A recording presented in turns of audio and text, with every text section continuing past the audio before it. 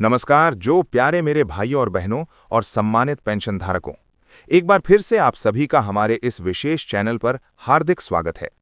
आज का दिन आपके लिए बहुत ही महत्वपूर्ण साबित होने वाला है, क्योंकि हम आपके लिए लेकर आए हैं कुछ ऐसी अहम और बड़ी जानकारियां जो सीधे तौर पर आपके आज और कल दोनों को प्रभावित करने वाली हैं। ये खबरें आपके मन में नई आशा का संचार करेंगी और भविष्य की दिशा तय करने में मददगार साबित होंगी। इसलिए आज की इस पूरी रिपोर्ट को बहुत ही ध्यान से अंत तक देखिएगा। साथ ही हमारे चैनल को सब्सक्राइब करना, इस वीडियो को लाइक करना और अपने सभी जरूरतमंद लोगों के साथ शेयर करना बिल्कुल न भूलिएगा। तो चलिए अब बिना किसी देरी के शुरू करते हैं आज की सबसे पहली और अत्यंत महत्वपूर्ण खबर से। दोस्तों, एक बहुत ही शानदार और उम्मीदों भरी खबर निजी क्षेत्र में काम करने वाले करोड़ों कर्मचारियों और वर्तमान में पेंशन का लाभ ले रहे सभी वरिष्ठ नागरिकों के लिए सामने आ रही है। जी हां, आखिरकार वो समय आने वाला है जब प्राइवेट सेक्टर के कर्मचारियों की मासिक पेंशन को बढ़ाने के मुद्दे पर गंभीर और सकारात्मक चर्चा शुरू हो गई है।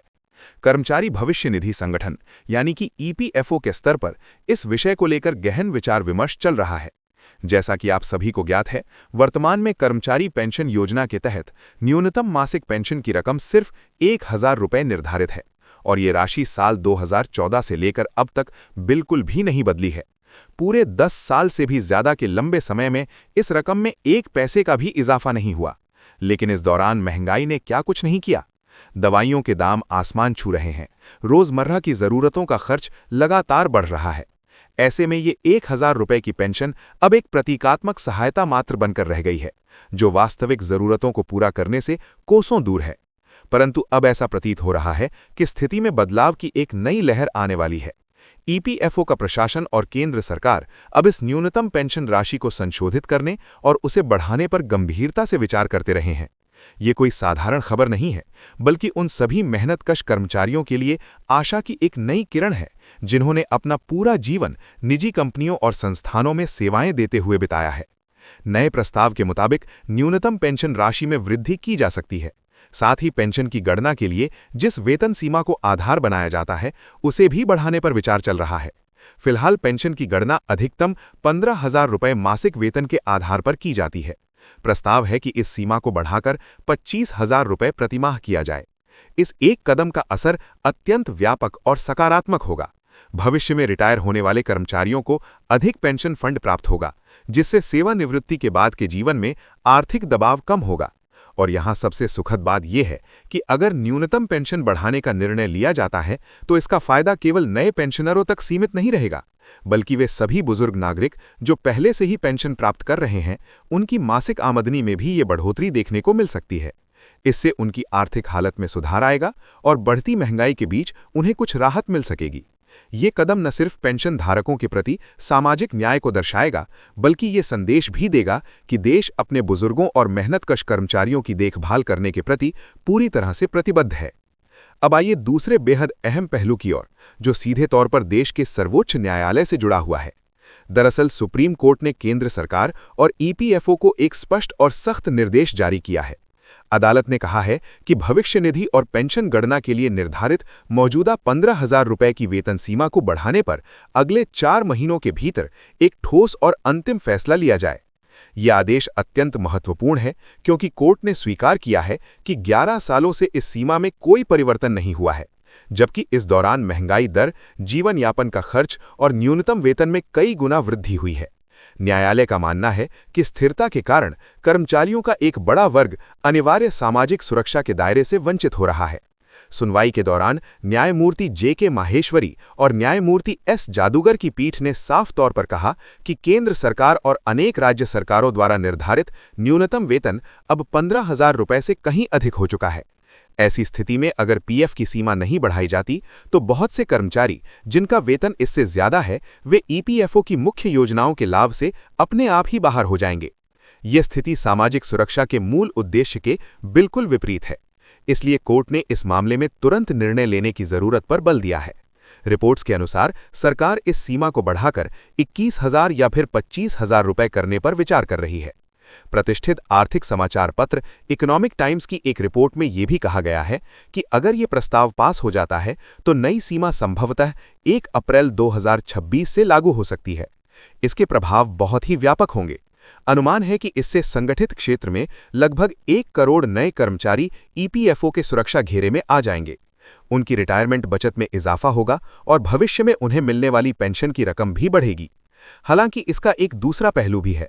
कर्मचारी के हाथ में आने वाली तनख्वाह यानी टेक होम सैलरी थोड़ी कम हो जाएगी, क्योंकि पीएफ कटौती बढ़ जाएगी। इसके साथ ही नियोक्ताओं पर भी अतिरिक्त वित्तीय बोझ पड़ेगा, क्योंकि उन्हें भी अपना योगदान बढ़ाना होगा। इन सभी पहलुओं को ध्यान में रखते हुए ही अंतिम निर्णय लिया जाएगा। सुप्रीम कोर्ट ने याचिकाकर्ता को 2 सप्ताह का समय दिया है, ताकि वे केंद्र सरकार के समक्ष अपना पक्ष रख सकें। उसके बाद सरकार के पास मई 2026 तक का समय है इस संबंध में एक दृढ़ निर्णय लेने के लिए। इस पूरी प्रक्रिया पर सभी की निगाहें टिकी हुई हैं। प्रिय दर्शकों, अब हम आपको तीसरी बड़ी खबर के बारे में बताने जा रहे हैं, जो सीधे तौर पर आपकी सैलरी से जुड़ी हुई है। ईपीएफओ के दायरे में आने वाली सैलरी लिमिट को 15,000 रुपये से बढ़ाकर 50,000 रुपये करने की मांग लंबे समय से उठती आ रही है। इस मांग को लेकर संसद के शीतकालीन सत्र में भी सवाल पूछे गए। सांसदों ने श्रम और रोजगार मंत्री से स्पष्ट पूछा कि क्या सरकार इस सीमा को बढ़ाने की कोई योजना बना रही है। इसका जवाब देते हुए माननीय मंत्री श्री मनसुख मांडविया ने एक स्पष्ट और संतुलित बयान दिया। मंत्री महोदय ने कहा कि ईपीएफ की अधिकतम सीमा में किसी भी तरह के संशोधन का फैसला एक जटिल प्रक्रिया है। इसके लिए सभी हितधारकों, जिनमें ट्रेड यूनियन, उद्योग जगत के संगठन, कर्मचारी प्रतिनिधि और अर्थशास्त्री शामिल हैं, के साथ विस्तृत विचार विमर्श जरूरी है। उन्होंने साफ किया कि सीमा बढ़ने से एक और जहां कर्मचारियों की नेट सैलरी कम होगी, वहीं दूसरी ओर कंपनियों के लिए रोजगार देने की लागत बढ़ जाएगी। इन दोनों ही प्रभावों का गहन अध्ययन करना आवश्यक है। उन्होंने ये भी बताया कि वर्तमान नियम के तहत जो संस्थाएं ईपीएफओ के अंतर्गत पंजीकृत हैं, उनमें काम करने वाले हर उस कर्मचारी का पंजीकरण अनिवार्य है जिसका मूल वेतन 15,000 रुपये प्रति माह तक है। 15,000 रुपये से अधिक वेतन पाने वाले कर्मचारी जिन्होंने 1 सितंबर 2014 के बाद नौकरी शुरू की है, उनके लिए ईपीएफ में योगदान देना वैकल्पिक है। यदि ये सीमा बढ़ाकर 50,000 रुपये कर दी जाती है, तो इसका एक विशाल लाभ ये होगा कि 50,000 रुपये तक कमाने वाले तमाम कर्मचारी भी अनिवार्य रूप से ईपीएफओ के दायरे में आ जाएंगे। इससे उनकी लंबी अवधि की बचत मजबूत होगी और भविष्य में उन्हें मिलने वाली पेंशन की रकम भी बढ़ेगी। ये उनके भविष्य के लिए एक सुदृढ़ आर्थिक आधार तैयार करेगा। हालांकि फिलहाल सरकार ने इस बारे में कोई तत्काल निर्णय नहीं लिया है और सभी पक्षों से चर्चा निरंतर जारी है। सम्मानित दर्शकों, अब हम इन सभी खबरों के गहरे अर्थ और संभावित प्रभाव पर एक विस्तृत नजर डालते हैं। पेंशन में वृद्धि का मुद्दा केवल एक आर्थिक फैसला नहीं है, बल्कि ये सामाजिक न्याय और मानवीय मूल्यों से गहराई से जुड़ा हुआ है। एक व्यक्ति अपने जीवन के सबसे सक्रिय 3-4 दशक काम में लगा देता है। रिटायरमेंट के बाद उसके पास आय का कोई नियमित स्रोत नहीं होता।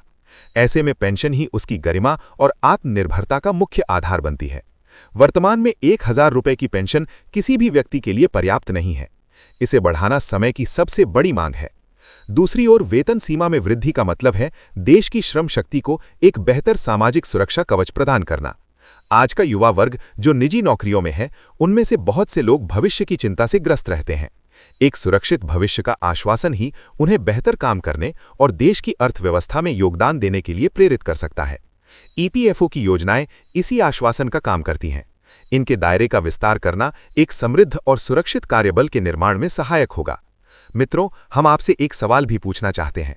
क्या आप जानना चाहते हैं कि अगर वेतन सीमा बढ़ती है तो आपकी मासिक तनख्वाह पर उसका सटीक असर क्या होगा?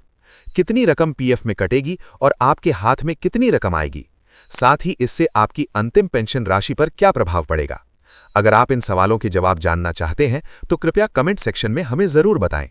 आपकी मांग पर हम एक अलग और विस्तृत वीडियो बनाकर इन सभी गणनाओं को सरल भाषा में समझाएंगे। अंत में हम आपसे फिर एक बार निवेदन करते हैं, ये जानकारी आपके और आपके परिवार के लिए अत्यंत महत्वपूर्ण है। कृपया इस वीडियो को अपने सभी पेंशन धारक मित्रों, रिश्तेदारों और सहकर्मियों के साथ अवश्य शेयर करें, ताकि वे भी इन संभावित बदलावों से अवगत हो सकें और अपने भविष्य की योजना बना सकें। हमारे चैनल को सब्सक्राइब करके बेल आइकन को दबाना ना भूलें, ताकि आप ऐसी ही महत्वपूर्ण अपडेट से जुड़े रह सकें। आपका दिन शुभ हो। धन्यवाद।